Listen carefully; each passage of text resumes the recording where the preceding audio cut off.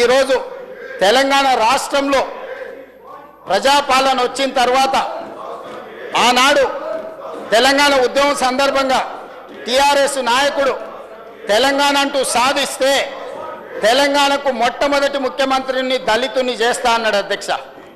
ఇది నిజమే అనుకొని దశాబ్దాల తర్వాత మాకు పాలించే పాలితులుగా కాదు పాలకులుగా మారతామని దళితులు, గిరిజనులు, ఆదివాసీలు, బలహీన వర్గాలు ఏకమై 4 కోట్ల మంది నిటారుగా నిలబడి కొట్లాడి తెలంగాణ రాష్ట్రాన్ని సాధించుకొని వందలాది మంది ఈ దళితులు, ఆదివాసీలు, గిరిజనులు ఆత్మ బలిదానాలు చేసుకొని తెలంగాణ రాష్ట్రాన్ని సాధించింది అధ్యక్ష.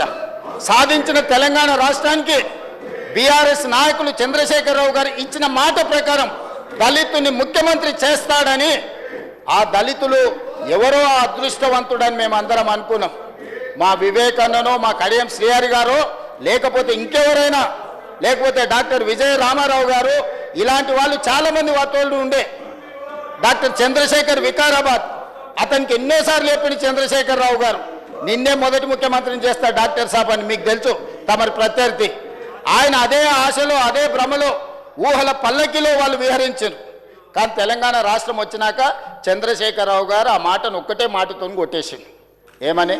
దళితులకు పరిపాలన చేత కాదు, ఈ తెలంగాణలో ఎన్నో సమస్యలు ఉన్నాయి, ఈ సమస్యలను అన్నిటిని పరిష్కరించాలంటే దొర మాత్రమే తెలంగాణకు ముఖ్యమంత్రి కావాలి, దళితులు అవ్వడానికి వీల్లేదని అత్యంత అవమానకరంగా ఉద్యమంలో త్యాగాలు చేసి, ఉద్యమంలో ఆత్మ బలిదానాలు చేసుకొని ఎన్నికల్లో బీఆర్ఎస్కు ఓట్లేసి గెలిపించిన దళితులను నట్టేట ముంచి చంద్రశేఖరరావు గారే ఈ తెలంగాణకు ముఖ్యమంత్రి బాధ్యతలు తీసుకున్నాడు అధ్యక్ష.